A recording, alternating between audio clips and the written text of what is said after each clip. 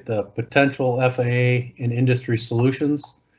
In the panel, we'll have Kevin Johnston from ANGC6, Don Birchoff, Chris Bauer, and Justin Hilliard to kind of discuss the industry side. Kevin looking at the research side and what's been proposed, kind of with the ear towards now the UAS world. So we're fully realize that weather reporting in the NAS is lacking. We get to flick the last couple panels for really focus on remote low-level operations, and now we want to kind of focus our efforts on the needs of the UAS world. So Kevin Johnston, he's with the Next Gen Aviation Weather Division.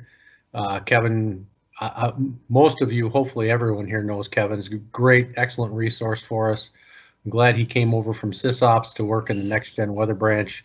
So Kevin's been a really, really good addition to Bill's branch there, and appreciative that he's taken the time out of his busy schedule to put together a presentation for us. So Kevin Johnston, can you hear me? And are you able to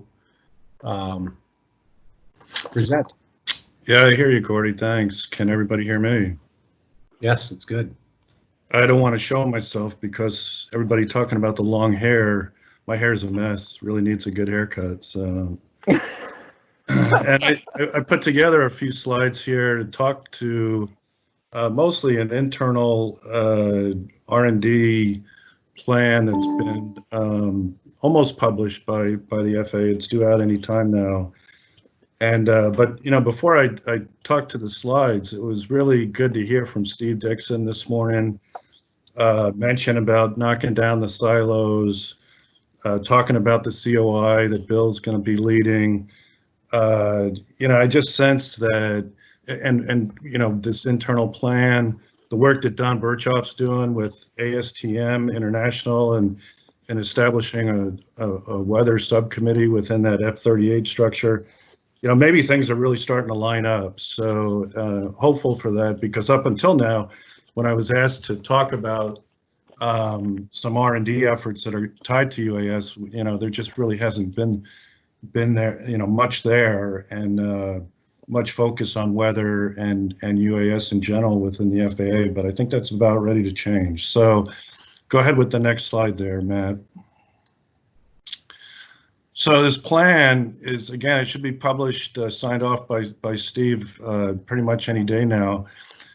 It's a rolling, updated every year plan. This one is for 2019 to 2024. And the whole concept behind it is to present a framework to help the FAA manage UAS-related research activities. What's in the plan? They reached out, worked with industry, academia, other federal agencies to compile it. Again, it covers a 5-year rolling time period. And again, what it's doing is identifying the gaps in current research that should be explored by the FAA, and again supports key FAA missions and functions to help publish regulations, policies, procedures, and guidance. Next slide. So what's really nice about it is it identifies weather as one of 12 focus areas. You see the other focus areas there.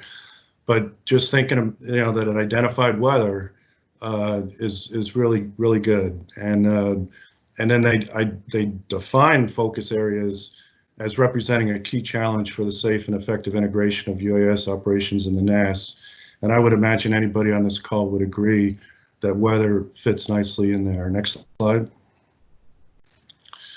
And then with the focus activities, outcomes that we expect to see from it, our standards, requirements, capabilities.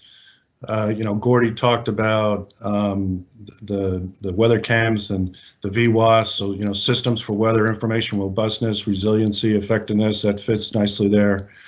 And then just overall mitigation strategies to address the impact of weather. Go ahead, next slide.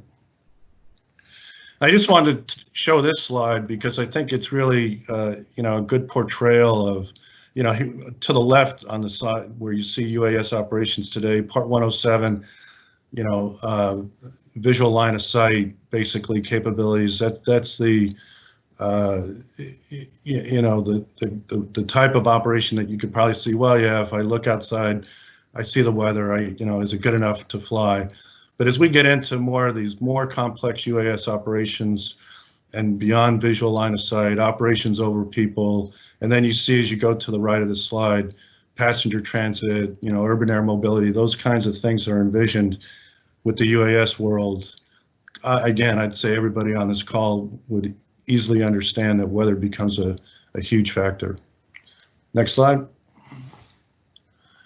So working with, and this has been really neat, coming over to the weather division, again, much broader experience now moving out of SysOps, but it's been really neat working with flight standards, aircraft certification folks, where we worked together towards the end of last year for this FY22 cycle, and we submitted, what was it, Gordy, 4 or 5 different proposals through different channels of the FAA to address a lot of the needs that are in this plan that I just touched on. And so, in fact, all of us that have been doing this, we're working up another briefing, another presentation that we're going to get in front of the monthly roundtable of FAA leadership that, again, has been addressing FAA R&D needs for some time now. We're finally going to get in front of the roundtable later this month, so they'll hear directly from us as far as our concerns and issues with respect to weather-related UAS issues. So, but in any event, we did that for this last FY22 cycle, and for just the weather piece to improve the science, so to speak, with respect to observations and forecasts. We've got an effort that again, I think we got to start, and this fits with. Well, let me take a step back actually, because we did have MIT Lincoln Lab do a gap analysis effort for us a few years back before my time, and this takes a lot of the recommendations from that to basically set up foundational R&D projects where we got to learn. The test sites have been out there for a while. They obviously have some operational feedback that would be critical to our efforts as we go forward. Also assess current weather research to determine alignment with the gaps that were identified in the MIT Lincoln Lab document that, again, is a couple years old now. And so we want to do that. Actually, I just to give you an update, I submitted a project proposal for actually this year to start things a little bit earlier. Randy Bass, I know, forwarded to Bill. Bill's provided some comments, so we're about ready to go out on that. I'll fix that up and hopefully get some activities going this fiscal year. So, but I think that's about all I had on the slides. Hey, Kevin, this is John. I wanted to add in, as you had mentioned, both Flight Standards and A&G had similar research proposals in. I think from what Flight Standards, what we wanted to propose was, the research within the boundary layer and, where that need is for UAS operations. I lost my train of thought,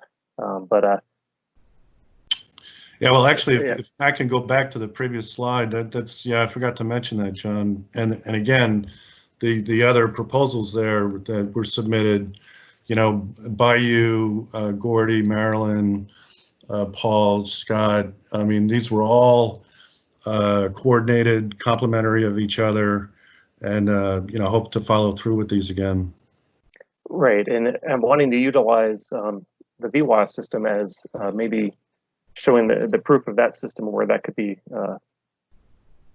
an asset to operations within UAS and the NAS, and what could industry potentially do to help us lower those costs of that system and make it a cheaper product, like what did Scott say, a cheaper mousetrap or a better mousetrap. So as we get into the next few speakers with Don, Chris, and Justin, we can hopefully hear from them where some industry may have some solutions and options for that progress forward. Are there questions for the group? David, you see any questions? Scott Sampson had a question, and on can you expand on the types of R&D that will be explored in FY22 request?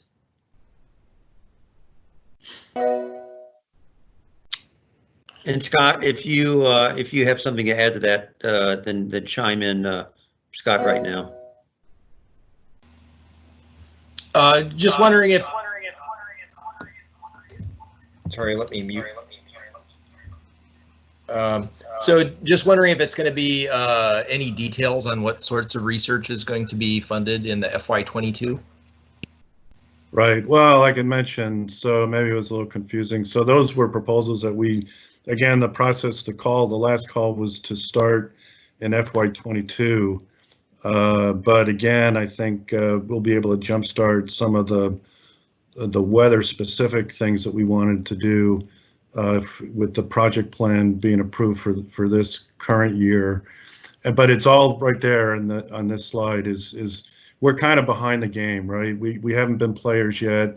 There's been a lot of stuff that's been going on in the UAS world, and we want to get integrated into some of these test sites. We want to understand what has been learned so far, just to kind of get caught up to speed, because I'm sure they've seen a lot of weather-related issues, and again, we just need to understand.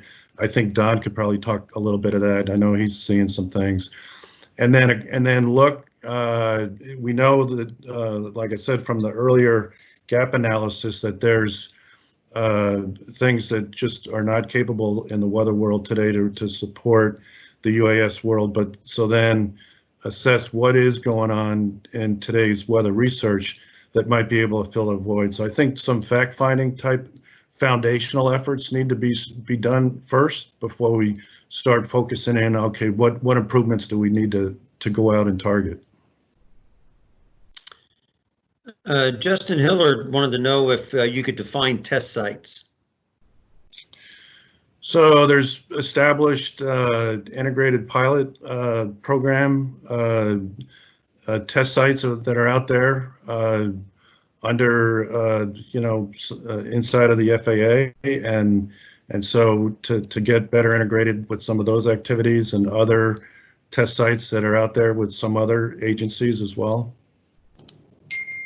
I guess if I can define that a little better on my question, are you talking on locations where they're currently flying drones under those programs, or are you talking about the specific test sites that are areas that are away from cities that are designated as a test site?